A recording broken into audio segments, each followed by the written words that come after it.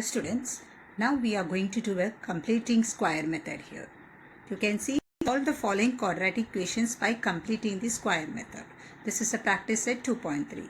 In this, if you observe the first sum, x square plus x minus 20 equal to 0. Do we have any any coefficient of x square? No. Here, no. And here also no.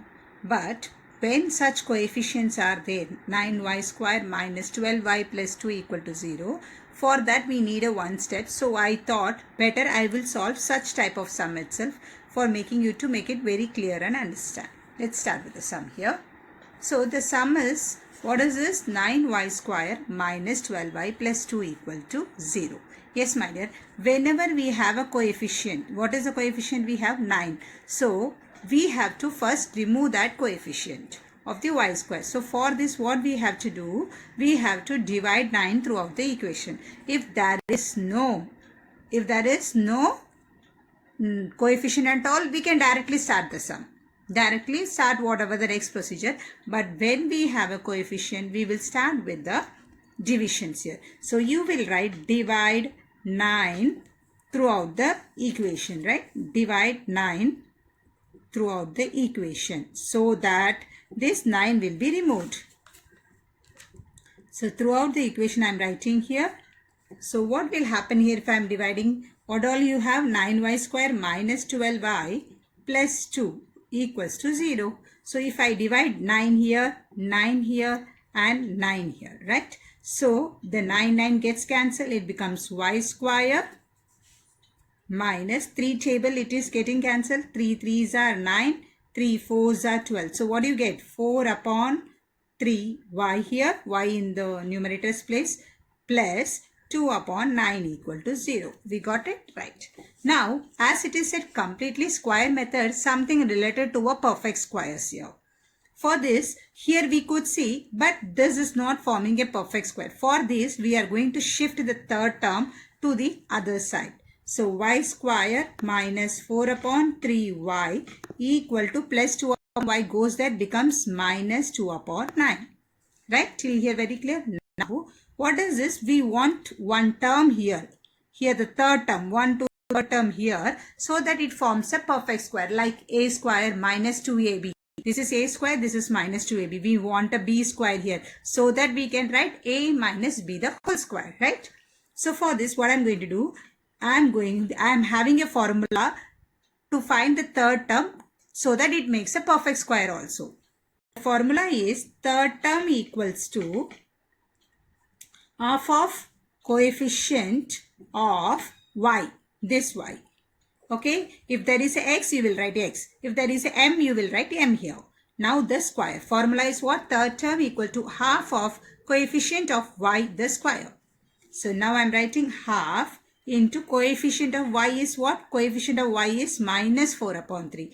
Always take along with the sign. If there is a plus sign, no need. So minus 4 upon 3 the square. Right? So now here if any cancellation possible, please cancel it. 2 2s are 4. So you will get minus 2 upon 3. This square is left out. So as you know, minus minus becomes plus. So it is plus 2 2s are 4 and 3 3s are 9. So we got a 4 upon 9. Why we have found it? This is the third term which makes a perfect square. So we have to put it in this place. So whenever we are ourselves going to put any number here, that has to be put it in the other side to balance it. Yes. So we are going to add 4 upon 9 both the sides.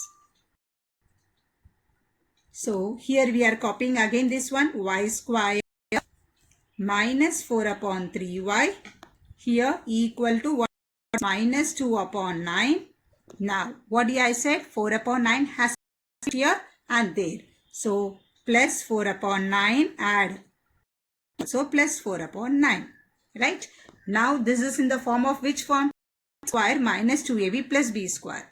This forms a perfect formula. So I am going to write it in the form of a minus b the whole square.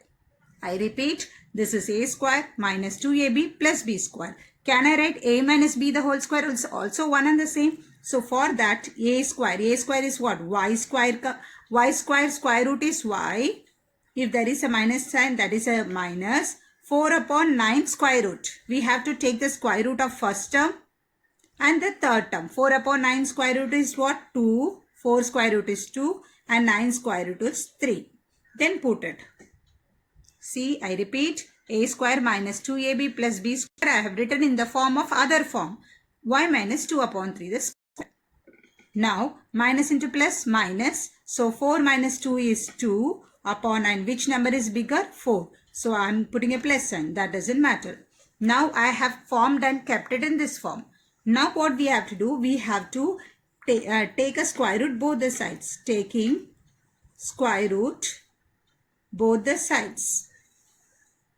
Okay.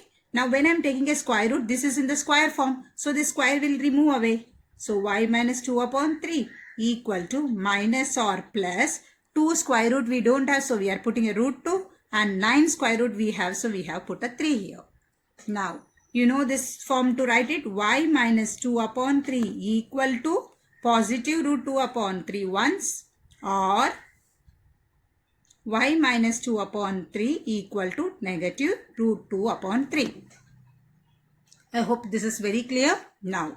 So here we will take it to the other side. Y equal to root 2 upon 3. This root 2 upon 3 minus goes there plus 2 upon 3.